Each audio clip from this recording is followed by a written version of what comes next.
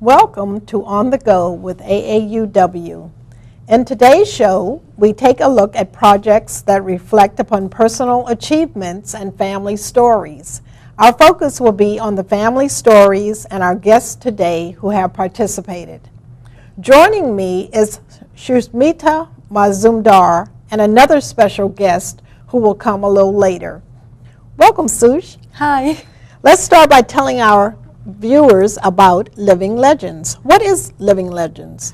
Living Legends of Alexandria is a project. It's an ongoing, not-for-profit project that honors, identifies, and chronicles the work of people in Alexandria who are making history right now, today. And a part of that Living Legends project is Family Legends, where we do a similar thing with children and families, getting them to identify people in their families who might have done something special and writing down that story and making it into a storybook. So how did you get involved with this project? Okay, so I met Nina Tessara, who does the Living Legends of Alexandria, at an event where we were talking to entrepreneurs who were artists actually, who are learning to be businesswomen. And we were telling them about the importance of collaborating, working with others in the community. And Nina, who works with, Living Legends being mostly about adults, said, if I wanted to work with kids, I would probably talk to Sush because she works with kids. And we just looked at each other and we said, oh, we got to talk. Oh, okay. So that kind of started, you hadn't really thought about doing it, but it was almost a natural offshoot of that Living Legends. So, so how's it working with children? That's always a fascinating process. You can just tell me about your involvement. Right. So what I do is we got these children who are already going to a rec center where they do after-school programs, and we asked them if they wanted to make storybooks and write stories, and then we had questionnaires for them to take home and to interview their parents and grandparents and ask them, is there anybody in our family who has a cool story or who did something great or, whatever. So is it a little tough to get started at first? You have to motivate them, or do they say, oh, I can't think of anything, and so you have to send them back? How long was the program? The program went for about 6 weeks, and we met once a week for 1.5 hours. Okay. And, children mostly like to write fiction. So it was hard to tell them, no, it has to be a story from your life or your grandmother or your mom, something like that. And then since all my stories are nonfiction, I would read from my books or tell them, what happened to me when I was little, and they'd say, oh, okay, my grandma once told me, or something like that. So by sharing your own personal story, by sharing your story, you provided an example for the children, and so it made it a little bit easier for them maybe to understand what you wanted them to do. Were they intimidated by having to interview people in their family? They hadn't done it. None of them had done that before. And, going through a questionnaire, and I know there was one girl, she said, I called my grandma, and I asked her where she grew up, and that was just interesting on its own because she grew up, in Alabama or something. So and then when the kids shared among themselves what they found out, then that encouraged them to say, hey, I've heard a story like this in my family, and so on. And also, too, that's so interesting just to hear the stories. I would assume that at first they verbally talked about someone in their family, and then could you explain a little bit about the process? So you go and talk to grandma or uncle or auntie or to mom or dad. How does it evolve into a book? Right. So, once they have the story, I give them handouts at every session where first it's like the outline of the story, and then we write the beginning, the middle, and the end. So along the way, they're learning all the elements of story writing. Then we say, okay, now you're going to add a setting. What is a setting? And I'll read from books to them, so they know a setting describes a place, or, how do you describe other characters? How do you add dialogue? So we do little bits of this along the way. And then in the end, they write an author's bio. And Nina comes in, since she's a photographer, and she teaches the children about the importance of photographs and how that is part of a book. And she takes their picture and they write their bio. So there's a visual component. That's what I wanted to know. Do the children actually do any of the visual component part of the book?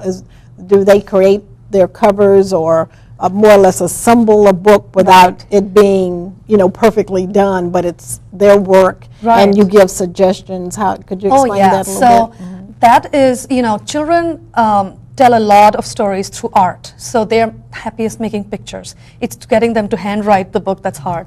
But we were constantly illustrating our books. So there's one page of text, one picture, one page of text, one picture. And then we stack them all. And then and we bind it, and then they make their cover. So they know their entire story. And then they decide, based on the entire story and all the pictures that they've already done, what they would like to be on the cover. And then when we did the cover, I might introduce collage to them, and we would tear paper and make the picture that way. We also, the rec center we worked in, they were books. It was the library or the reading room. So one girl, I remember, she said, I'm writing a story about my grandma's house in Ethiopia, but I don't remember what it looked like because I was so little. So we looked through books and found pictures of, houses in Africa, and I kept asking her, is this what it looked like? And she's like, no. And then we would flip pages, and all the children were involved, and they were all like, what did her grandma's house look like? Right. It also involved some research on the children's part. It sounds like it involved a lot of different skills. I'm sure that it helped them in their whole educational process because they were writing and reading and using language, and it was just a very well-rounded experience. I want to ask you too, what age group are you talking about? So this, we look at kids who are willing, at an age where they're willing to write and are happy to write. So we were looking at 7 and up, and we were working with elementary school kids who came to the rec center. So they were already there, and we made a flyer about the project and let them know that if they wanted, they had to take that home, ask their parents, because the parents are involved in this. They have to help tell the story.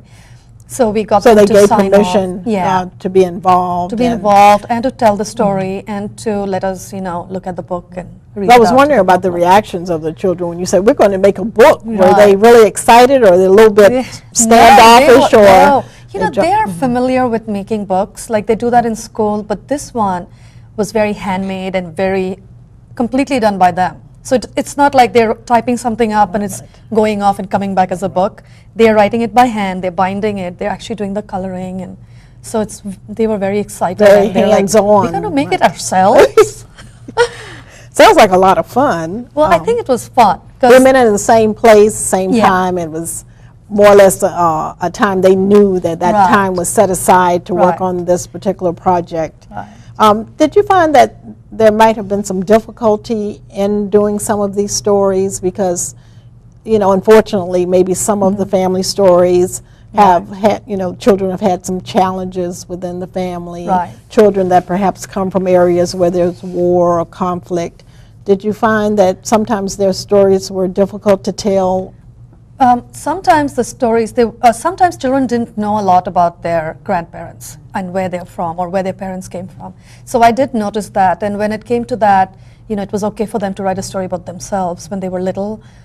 So we allowed for that because we can't force people to tell stories. But there was a lot of flexibility involved. There was a lot of flexibility, and sometimes the parents are not really answering their questions. So they said, oh, I asked them, but they didn't say anything.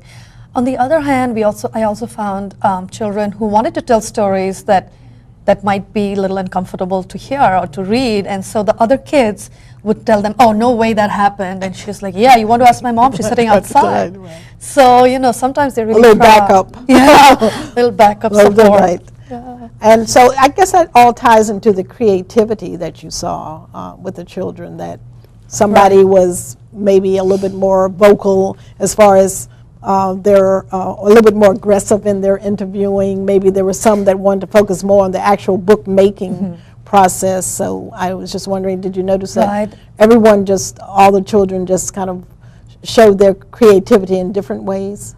Right, and there were some children who were, of course, very natural and just went into this project effortlessly, and it was harder for some kids, but it was really great that they still wanted to do it. So for some of them, there were more pictures in their book because it was easier for them to make the pictures than to write the story.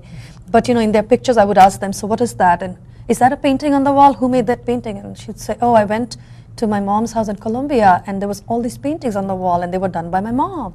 So she couldn't write it all out, but she made the whole picture. So we would see that, and then there were some kids who would be very creative with, their collages. They'd tell me, I saw a picture which is like this. How do I make that? So we would try things out, and I remember one. So you offer some suggestions. Right. We would go through the books and say, which book are you talking about, or what did it look like? Well, mostly drawings. Drawings, and we would color using color pencils, and we would do collage with all kinds of handmade paper and tearing paper and stuff. So many of them, I guess, were really introduced to art in that aspect, or different facets of Right. We've done some bits of that in art class. But I try to make it different. I try and to it was make more them personal. Right, I mean, it's such a personal thing to create your own book. Yeah, it sounds fascinating. one thing was I'll never forget that, because I was using the hole punch the day we were binding the books, and it was jammed, so I just opened it and all the little circles fell out. And this one girl, she just grabbed them all and she said, "Those are going to be the beads on my braids." And she just glued them all on the cover to make the beads on her braids, and we were all like, "Oh my God!" Who would ever thought of? Yeah, who would ever thought of that?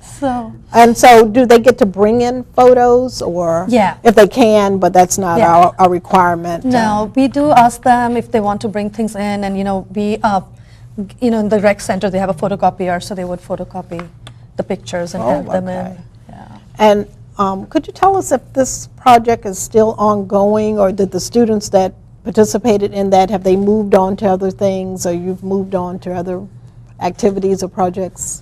We did this program twice, in the fall and in the winter, at the same rec center.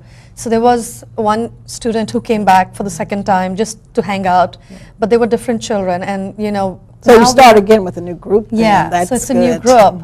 And we are hoping to do this again. We are planning to do this at Kaleidoscope for Kids, which is a program in Alexandria on the 29th and 30th of September. It's a part of a 2-month-long program, Festival of Arts. And we're going to do 3 workshops all through the day on the 30th of September, where families can come in and make a book right then and there, and at least start the process of writing the family legend. They'll identify the story and so you kind of introduce, it's kind of a carryover from the rec center activity project. There it was, it was just the children and me, but here, because the children will be brought to the festival by their grown-up parents, grandparents, they can do it together. So and they do it right there. They do it so right they there. kind of show up and they kind of carry something away with them. Yes. Yeah, it's great. I wanted you to talk a little bit about some of the books that you brought, because you're involved in a lot of different activities. Right. And I think once you share some of the books that you brought, the audience, our viewers, will see how the children were probably just fascinated and brought into that whole process, because you've been so creative yourself.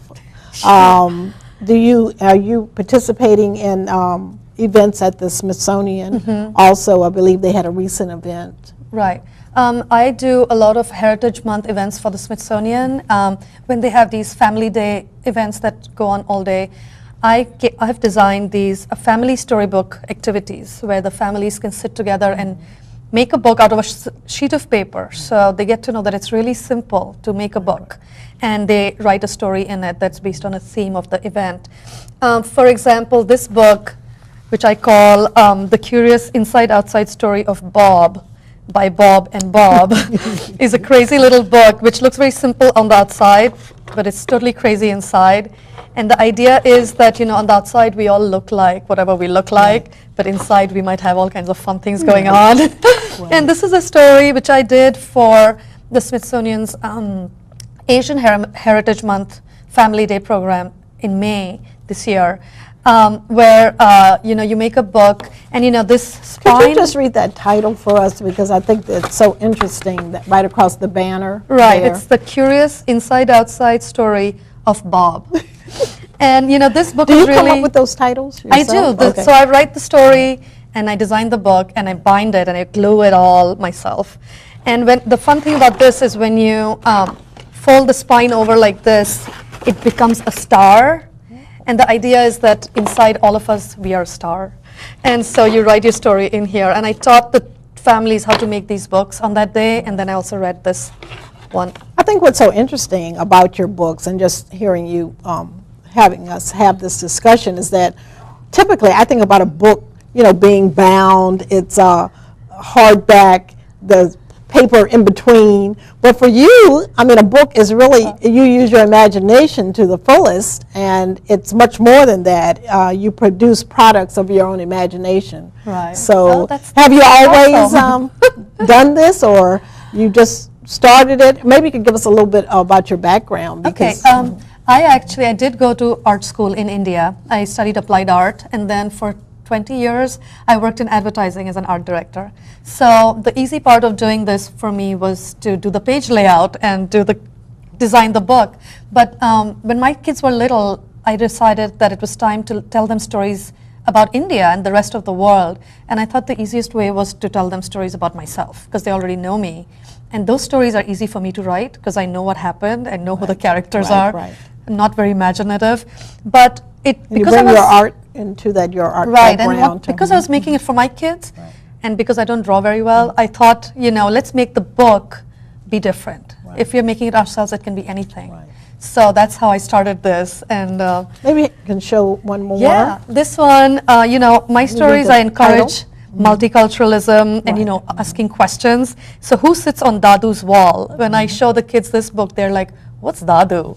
I'm like, read the story, and you find out that that's the word for grandfather in Bengali, my native tongue.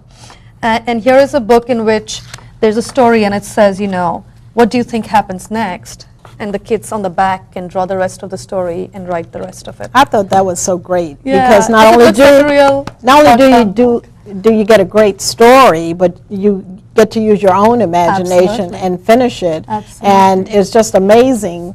I call these accordion books. They are accordion books. Is that what you call them? Yes, they are accordion books. I just think it's so great that a child gets to use, or whomever gets to use their own imagination, gets to take pen or pencil or crayon and continue with what you've really started there. So it's wonderful. This book is black and white because you're supposed to, it's a story about my grandfather's house again, and this story is when my mom was 7 years old.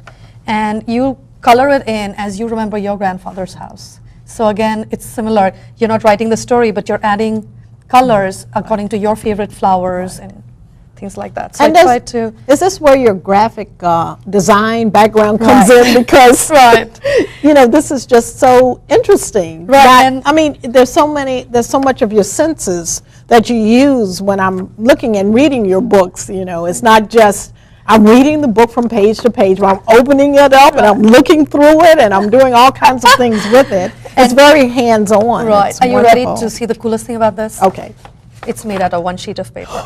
Oh my goodness. Does it take you a long time to think of these things? I've been learning these things. I'm a self-taught book artist.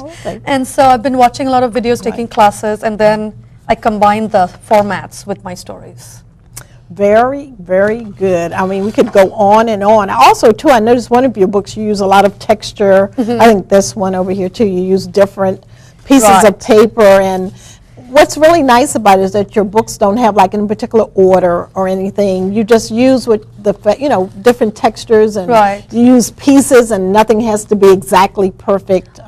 Well, this one is about the moment, so it's like, what paper do I like right now, and what do I want to put together? And then when I give it to you, you're like, how does this make me feel right now? And maybe you'll write or draw in it. So that is the idea, is to just think about the moment. So you have books for every occasion. The ideas keep coming. Right, wonderful. So it's great how you can use your background, your graphic design background, and your imagination to kind of help a younger generation to get involved with books. And what's so great today, we actually have one of your students in the studio with us. We have an actual participant, and when we come back from this break, she's going to join us.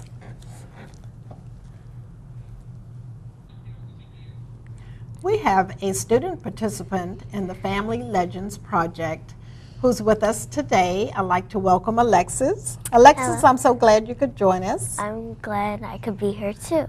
And I understand that you participated in the gala that was held with the Family Living Legends and the Family Legends. Yes. And you created your own book. So we have a picture of that. Could you tell us about that experience? What your book was about? Well, the title was When My Mom Got Dared. Her 6 brothers dared her to go on 5 feet of snow. And at the end, their mother found out and they both got in trouble. Oh my goodness, and what is the title of your book?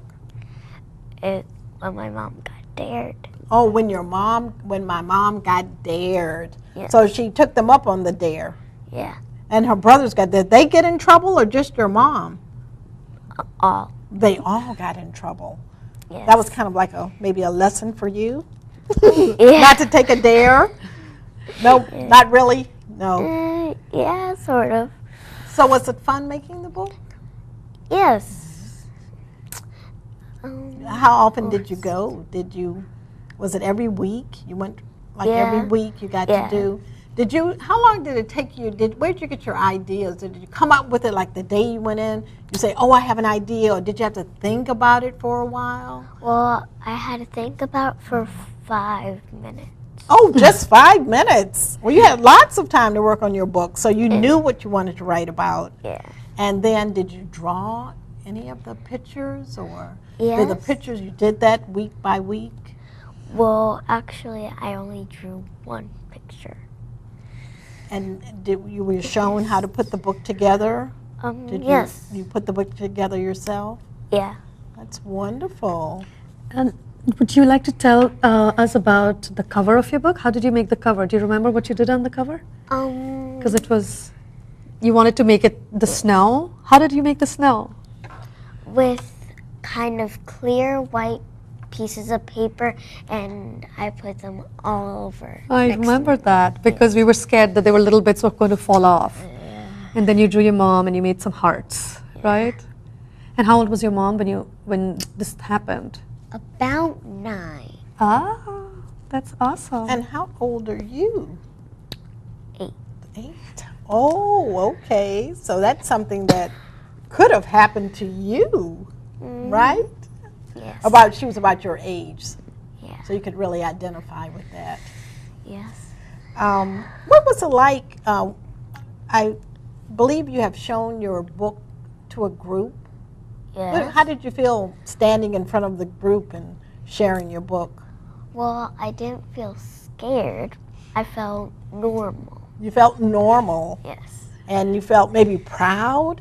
Were you proud to show your Yeah. book off? Yes. Oh, and there was this one guy, and he said, yeah, go on with the dare. Oh, yay, go on with the dare. Yeah. And the people clapping after you shared your book? Yes. The audience clapped? Mhm. Well, that was exciting. Did you give out any autographs? No. No? No. That's coming later? Uh, Maybe. You think you might want to make another book? Have you had ideas for another book? Not really, but Oh, I bet you have. You just don't want to tell us. You don't have to tell us right now. You're going to get an agent? No. No? Okay. All right. Which of you, Susha's book do you like? Do you like any of you have a that one. favorite? Yes, this one. And what do you like about that book? Because it's very creative when it turns into a house, and also that it's only 1 page. I think that's probably the most interesting part because it looks like, I don't know, like she put so many pieces together, but it is only one. Do you think you might design a book like this one day? I think I have. Yes. Oh, okay. Yours open? Yeah. to I did a all one. similar book format for the Youth Arts Festival in Alexandria, where the books the children made in the rec center were displayed, and she came there and made some more stuff, right? Yeah. Do you have a favorite part? Do you like the writing more or the designing, or do you like all of it? Well, I like the writing. Like the writing more. I think that's what I really would enjoy about a book. Yeah. And how much did you write? Did you write like a little bit at a time? You wrote for like 10 minutes here, or you had the ideas in your head and then you would write a little bit and then come back to it later? Or did you, once you started writing, you just kept writing? I had ideas in my head, and then I kept on writing, and then I took a break, kept on writing, took a break, you know. Yeah, you have to take breaks. Yeah. Yeah. And then when you put it together, you have some. So is it with you now? You've kept it? You have it in a special place? Actually, I have no idea where it is. Oh my goodness! Well, that happens when you're 8, right? Okay. Oh, we won't talk about that. It's okay. All right. Well, this has been just fascinating. I just love the whole project, and I hope that. Do you think you'll continue to write and maybe draw a little bit? You do some of that in school anyway, don't you? Yes. Yeah. Yeah, because I did write a story for my homework. You've written a story for your homework. Yeah. So that was good practice, participating in that project. Yes. Well, it's been great having you with us, and it was just so wonderful to see that in the end, after you did all that hard work, you had something to show for it. Yes, I did. So maybe now you'll go maybe blow the dust off of it and put it in the living room? So when people come over, they can take a look at your book? Maybe? Maybe. Well, this has been really fascinating. Oh, I wanted to ask you too, did you talk to any of the other children while they were making their books? Were their stories interesting too? Did you learn a lot from the other children? Yes, one of my friends, her name is Salome. She's the one who is scared of this camel when she went to Ethiopia. So you had international stories too. So some of the children had traveled different places. That's very interesting. So that was part of the process too. That sounds like a wonderful project. You were very lucky to participate in that. So you know what I want to do now? I just want to say thank you to Alexis and thank you to Sush for joining me today. And this has been probably the most wonderful show. It's just been so exciting to see all the books and hear your stories. So please join us again next time for On the Go with AAUW for another entertaining and informative show. Thank you.